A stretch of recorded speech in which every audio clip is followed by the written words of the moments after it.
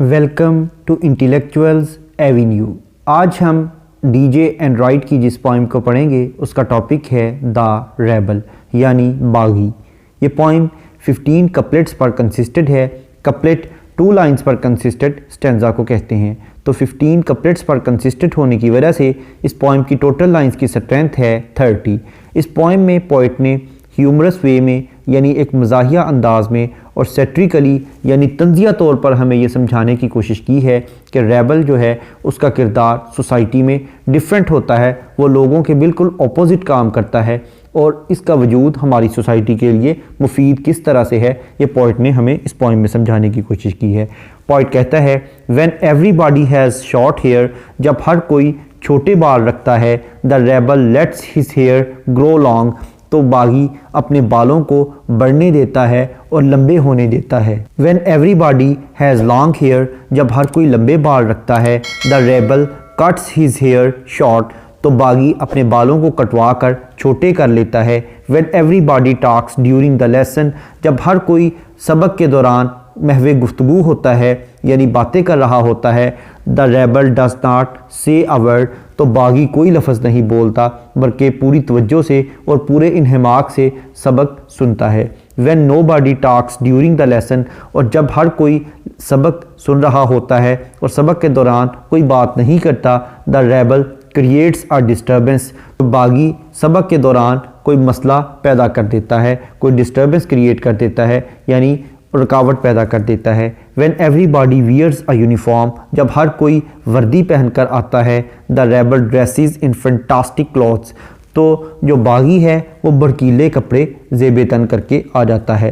When everybody wears fantastic clothes, और जब हर कोई भड़कीले और रंगीन कपड़े पहन के आता है, the rebel dresses soberly, तो जो बागी है वो दरवेशाना और बड़ा सादा सा लिबास पहनकर आ जाता है।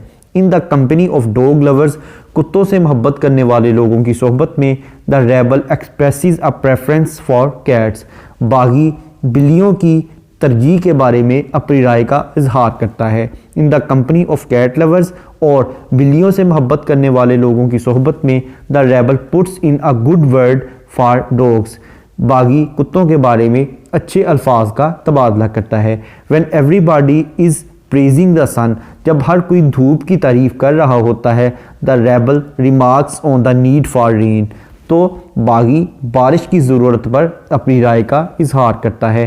When everybody is greeting the rain, जब हर कोई बारिश को खुश आमदीद कहता है, the rebel regrets the absence of sun, तो बागी धूप की गैर मौजूदगी पर मातम करता है, अफसोस का इजहार करता है।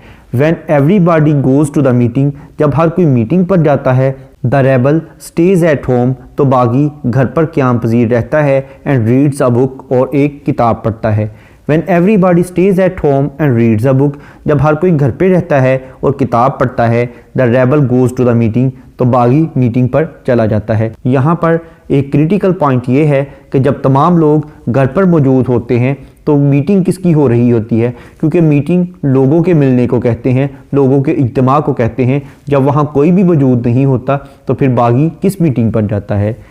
नेक्स्ट वो कहता है when everybody says yes please, जब कोई चीज़ लाई जाए तो सब लोग कहें जी ले आइए, तो बागी कहता है द रेबल सेज, तो बागी कहता है नो थैंक यू, नहीं इसकी ज़रूरत नहीं है। When everybody says no thank you, जब चीज़ लाने पर तमाम लोग कहें नहीं शुक्रिया, हमें इसकी ज़रूरत नहीं है, the rebel says yes please, तो बागी कहता है जी मेहरबानी फरमाकर ले आइए।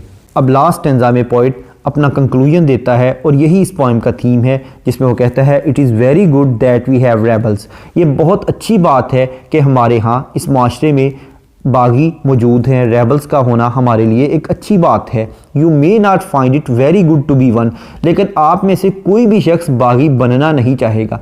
अगरचे बागी जो है वो भी इस माशरे का एक हिस्सा है और इस माशरे का अहम तरीन रुकन है, लेकिन फिर भी हम में से कोई भी बागी बनना पसंद नहीं करेगा, क्योंकि उसका रोल नेगेटिव है और डिफरेंट है। और इसका रोल दुरुस्त इसलिए है क्योंकि जब तक बुराई नहीं होगी उस वक्त तक अच्छाई की कदर नहीं होगी। अगर तमाम चीज़ें अच्छी हो जाएं तो फिर अच्छाई की कदर ख़त्म हो जाएगी। बुराई ही की वजह से अच्छाई की कदर होती है। तो रेबल जो है वो अपने ज़िम्मे बुरा किरदार ले लेता है, इसलिए उसकी वजह से बाकी अच्छे किरदारों की अहमियत वाज़ेह होती है। लेकिन इसके बावजूद कोई भी शख्स इस बुरे किरदार को अपनाने के लिए तैयार नहीं है। Thank you for attending this lecture.